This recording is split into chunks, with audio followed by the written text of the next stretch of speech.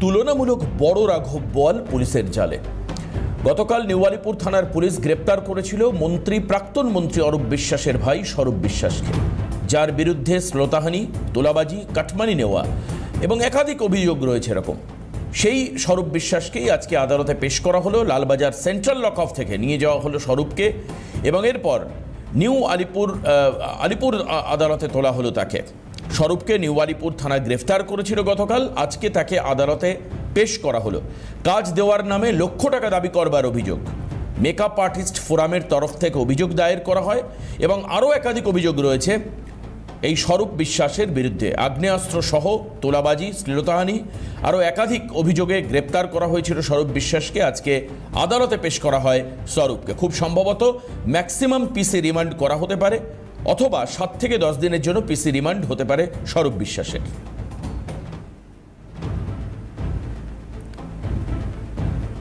একাধিক অভিযোগ রয়েছে স্বরূপ বিশ্বাসের বিরুদ্ধে। অরূপ বিশ্বাসের ভাই স্বরূপ বিশ্বাস অত্যন্ত প্রভাবশালী ছিল নিউ আলিপুর এলাকায়, বিশেষত বেশ কিছু ওয়ার্ডে তার দাদাগিরি চলত। কালকে এরকমটা অভিযোগ করছিলেন সাধারণ মানুষ। তারা বলছিলেন বারবার করে পুলিশের কাছে যাওয়া হয়েছে, কিন্তু স্বরূপ বিশ্বাসের নামে, পার্টিকুলার ওই নামটাকে নিয়ে পুলিশের আপত্তি ছিল। তার বিরুদ্ধে কোনো অভিযোগ নথিবদ্ধ করা সম্ভব হয়নি। কিন্তু আজকে ক্ষমতা পরিবর্তনের পর স্বরূপ বিশ্বাসের বিরুদ্ধে একাধিক অভিযোগ দায়ের হয় থানায় এবং তার প্রেক্ষিতেই গতকালকের গ্রেপ্তার, আজকে আদালতে পেশ। এরপর একাধিক যে অভিযোগ রয়েছে সেগুলো লিখিত আকারে জমা দেওয়ার কথা বলা হয়েছে। তার তদন্ত করবে পুলিশ। অভিরূপা সাহা আমাদের প্রতিনিধি কি প্রতিবেদন তুলে ধরেছেন আপনাদের সামনে, আসুন দেখব। আদালতে নিয়ে আসা হলো স্বরূপ বিশ্বাসকে। যে ছবি আমরা দেখতে পাচ্ছি, স্বরূপ বিশ্বাস যাকে ইতিমধ্যেই আমরা দেখেছি নিউ আলিপুর থানা গ্রেপ্তার করেছে, তার বিরুদ্ধে একাধিক অভিযোগ রয়েছে। উল্লেখযোগ্যভাবে তার বিরুদ্ধে শ্লীলতাহানি, খুনের চেষ্টার মতো অভিযোগ এবং হুমকি, মারধরের মতো একাধিক অভিযোগ রয়েছে এবং সেই অভিযোগের পরিপ্রেক্ষিতে নিউ আলিপুর থানার পুলিশ গ্রেপ্তার করে স্বরূপ বিশ্বাসকে। আজ আদালতে পেশ করা হয়েছে। পেশ করা হয়ে নিজেদের হেফাজতে নিয়ে তদন্ত প্রক্রিয়া চালিয়ে নিয়ে যাবে নিউ আলিপুর থানার পুলিশ আধিকারিকেরা। ক্যামেরায় প্রসন্ন নস্করের সঙ্গে অভিরূপা সাহা, ক্যালকাটা নিউজ, কলকাতা। পুলিশ অবশ্যই তদন্ত করবে, কিন্তু গতকাল রাতে যখন স্বরূপ বিশ্বাসকে গ্রেপ্তার করা হয় তারপর সাধারণ মানুষ তারা ক্ষোভে ফেটে পড়েন।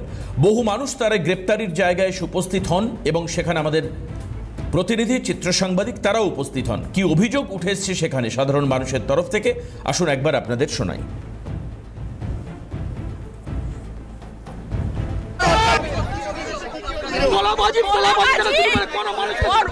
ওর বউকে নিয়ে আসতে হবে।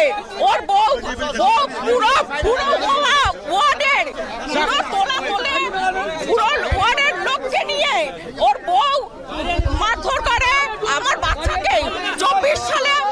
2024 যখন ভোট ছিল, হ্যাঁ আমাদের সামনে আমার সামনে 4টে দাঁত ফেলে দেয়। আমার ভাইকে আমাকে হসপিটালে ঘুরতে হয়, করে না হসপিটাল থেকে, এখন নাম কেউ লিখবে না। পুলিশ প্রশাসন, পুলিশ আমাকে রাত্রিবেলা গিয়ে বলেছিল যে স্বরূপ বিশ্বাসের নাম বাদ দিয়ে আপনি যার খুশি নাম দিন, আমরা নাম লিখবো। তখন পুলিশ কিন্তু স্বরূপ বিশ্বাসের সহায়তায় ছিল, আমাদের সহায়তায় ছিল না। কিন্তু আজকে পুলিশ কেন স্বরূপ বিশ্বাসের সহায়তা নিয়ে কেন পুলিশ ভেতর দিয়ে ওনাকে অ্যারেস্ট করাচ্ছে, কেন পাবলিকের সামনে নিয়ে এসে করছে? আমাদের দাবি, আমরা ওনাকে কিছু করবো না, আমরা পুলিশ প্রশাসনের সঙ্গে সহায়তা করবো, আমরা এক পাশে দাঁড়িয়ে থাকবো, কিন্তু ওনাকে বলুন বাইরে দিয়ে অ্যারেস্ট করা। এটা স্বরূপ বিশ্বাসের গিফট। এত সুন্দর ভালো ভালো কাজ করেছে, এত ভালো ভালো কাজ করেছে স্বরূপ বিশ্বাস। আমাদের দাদা তারক ব্যানার্জি মহাশয়কে ঘরে ঢুকে মেরেছে, এত ভালো ভালো কাজ করেছে, সেই জন্য ওনার জন্য আমি গিফট নিয়ে এসেছি। ভালো টিম, এটা পুরো নোংরা লোকের জন্য ভালো টিম, নোংরা লোক তো তার জন্য ভালো টিম এনেছি। অভিযোগ প্রচুর ছিল, মানে বললে একটা বই লেখা হয়ে যাবে। সাধারণ মানুষকে খেটে খাওয়া থেকে শুরু করে কর্পোরেশনের জলের লাইন, 100 দিনে যারা চাকরি করতো তাদের স্যালারি আটকানো, তাদের মানে একটা থ্রেট কালচার। নিয়ালিপুরে যে এই পুরো নিয়ালিপুর না, পুরো 81 নম্বর ওয়ার্ড একটা থ্রেট কালচার শুরু করা থেকে, মানে এটাই পুরো বিশ্বাস ফ্যামিলি চালাতো। তার মধ্যে মেন হচ্ছে স্বরূপ বিশ্বাস। নিয়ালিপুরকে কোনো সাধারণ মানুষ যদি খেটে একটা যদি রাস্তায় দোকান দিতে যায়, তার জন্য স্বরূপ বিশ্বাসকে মিনিমাম 1 লাখ টাকার উপরে ঘুষ দিতে হবে, নাহলে সেই মানুষটা খেটে খেতে পারবে না। কোনো 100 দিনের কাজের মানুষ যদি বিজেপিকে ভালোবেসে যদি তার গতকাল রাতে যখন স্বরূপ বিশ্বাসকে গ্রেপ্তার করে নিউ আলিপুর থানার পুলিশ, সেখানকার স্থানীয় বাসিন্দা উত্তর দমদম পুরসভার বিধায়ক সৌরভ শিকদার তিনি ঘটনাস্থলে উপস্থিত হন।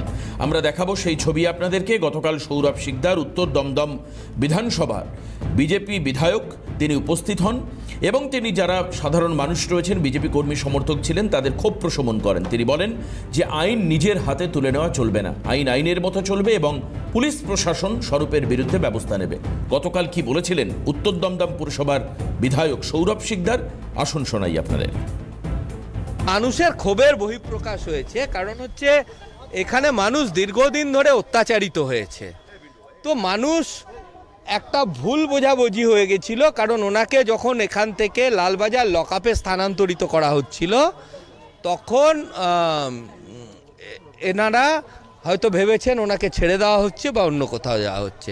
আমি এই গণ্ডগোলের খবর পেয়ে আসি, আমি যেহেতু পাশেই থাকি, এসে আমি পুলিশের কর্তৃপক্ষের সাথে কথা বলে সবাইকে শান্ত করি এবং থানার আইসি সাহেব বলেছেন প্রত্যেকে যা যা কমপ্লেন আছে লিখিত আকারে দিতে, উনি সেটা তদন্ত করবেন। না, কোনো আমাদের মুখ্যমন্ত্রী বলে দিয়েছেন যে কোনো দোষী ছাড়া পাবে না, কেউ ছাড়া পাবে না। এ তো সবে শুরু, দেখুন না আগে আগে আর কে যায়।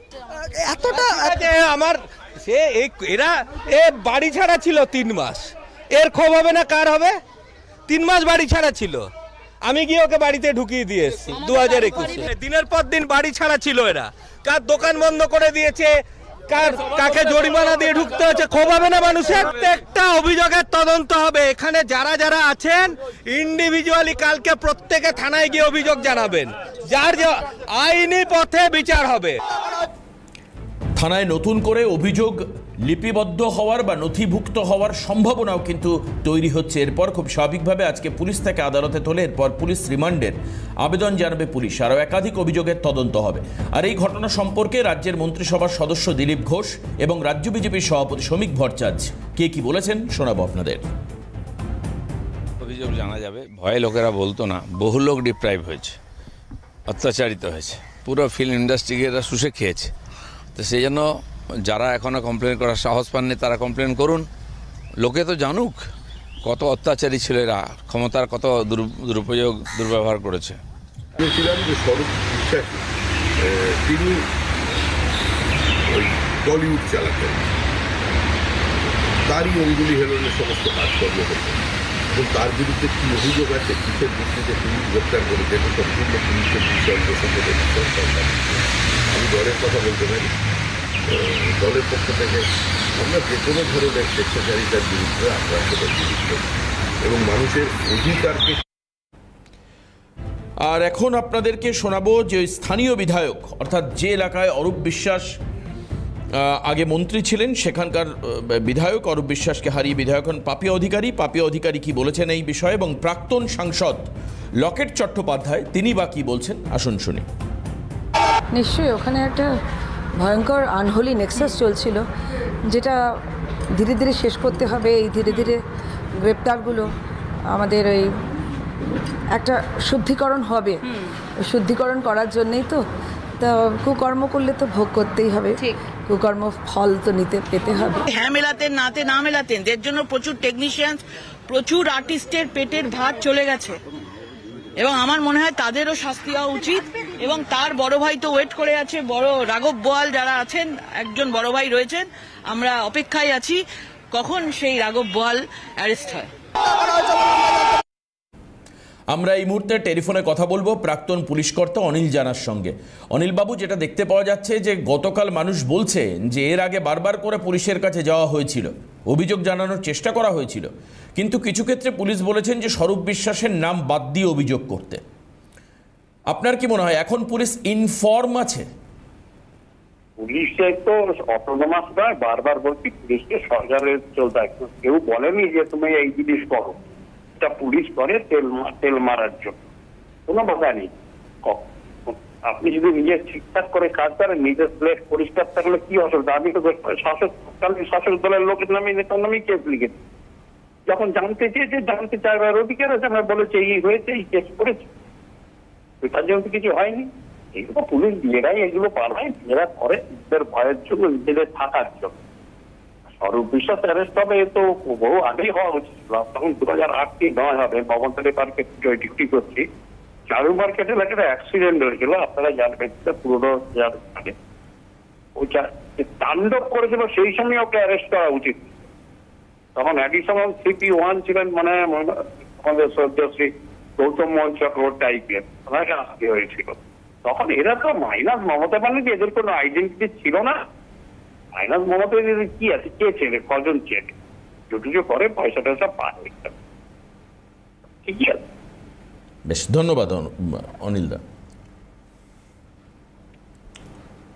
আমরা দেখতে পাচ্ছিলাম যে অনিল জানা তিনিও বলছেন যে এই গ্রেপ্তারি আরও আগে দরকার ছিল, কিন্তু যেহেতু শাসকের আইন চলছিল সেই কারণের জন্যই গ্রেপ্তার করা সম্ভব হয়নি প্রভাবশালী স্বরূপ বিশ্বাসকে। দাদা মন্ত্রী অরূপ বিশ্বাস মমতা বন্দ্যোপাধ্যায়ের শুধু ডান হাত ছিলেন না, তিনি রাজ্যের মন্ত্রী ছিলেন, ক্রীড়ামন্ত্রী ক্রীড়া দপ্তর সামলেছেন এবং অবশ্যই এলাকার অত্যন্ত প্রভাবশালী এই বিশ্বাস পরিবার, যে পরিবারের একজন মন্ত্রী স্বরূপ বিশ্বাস, যিনি ফোরামের চেয়ারম্যান ছিলেন, পাশাপাশি জুই বিশ্বাস তার স্ত্রী, তিনিও কাউন্সিলর ছিলেন। অর্থাৎ একাধিক প্রভাবশালী ব্যক্তি রয়েছেন। মমতা বন্দ্যোপাধ্যায়ের অত্যন্ত ঘনিষ্ঠ এবং আশীর্বাদধন্য অরূপ বিশ্বাসের পরিবারকে কাজেই তখন টার্গেট পয়েন্টে বারবার করে তারা এসছেন, বিভিন্ন অভিযোগ হয়েছে তাদের বিরুদ্ধে, কিন্তু পুলিশ সেই অভিযোগ তারা নিতে চায়নি। কিন্তু ক্ষমতা পরিবর্তনের পরে অভিযোগ নথিবদ্ধ করছে পুলিশ এবং গ্রেপ্তারির ঘটনাও ঘটছে। আর এই মুহূর্তে আপনাদেরকে শোনাবো বিজেপির মুখ্য প্রবক্তা দেবজিৎ সরকার, রাজ্যসভার সভাপতি রাহুল সিনহা এবং বিধায়ক সজল ঘোষ কে কি বলছেন। তৃণমূল কংগ্রেস যে অত্যাচার করেছে, ফিল্ম জগৎও তার ব্যতিক্রম নয়। বিভিন্ন সময় বিভিন্ন সুবিধা পাইয়ে দেওয়ার নাম করে টাকা তোলা হয়েছে। বাকি যে অভিযোগ আছে সেই অভিযোগের কথা আমি আর বলছি না, কেননা আমার রুচিতে পাচ্ছে। কিন্তু টাকা তোলা, মাথার ঘাম পায়ে ফেলা, যারা বিভিন্ন গিল্ডের সদস্য তাদের কাছ থেকে যে তোলা হয়েছে, তার উল্টো দিকে দাঁড়িয়েই আজকে তারাই বিজেপিকে ভোট দিয়ে ক্ষমতায়। দীর্ঘদিন যাবৎ অরূপ বিশ্বাস এবং স্বরূপ বিশ্বাসের নামে নানান অভিযোগ আসছিল, কিন্তু সেই অভিযোগের অনেক সত্যতা থাকা সত্ত্বেও পুলিশ তৃণমূল সরকার থাকার কারণে কিচ্ছু করে, কোনো ব্যবস্থা নেয়। আর এখন সেই সমস্ত অভিযোগ খতিয়ে দেখা যাচ্ছে যে প্রত্যেকটি অভিযোগের পিছনে প্রচুর পরিমাণে তথ্য প্রমাণ আছে। উনি তো ওখানকার প্রতিষ্ঠিত তোলাবাজ, এতে তো কোনো ভুল নেই। উনি ওখানকার নামকরা তোলাবাজ হিসেবেই খ্যাতি। আর মানে আয়ের দাদার ছত্রছায়ায় আর তৃণমূলের কোলে থেকে, যে আশ্রয়ে থেকে উনি এই কাজগুলো এতদিন করতে পেরেছিলেন, সেই কোলে তো আর জায়গা নেই, সেই কোলে তো আর কোনো স্থান নেই, আর সেই দলেরও আর কোনো জায়গা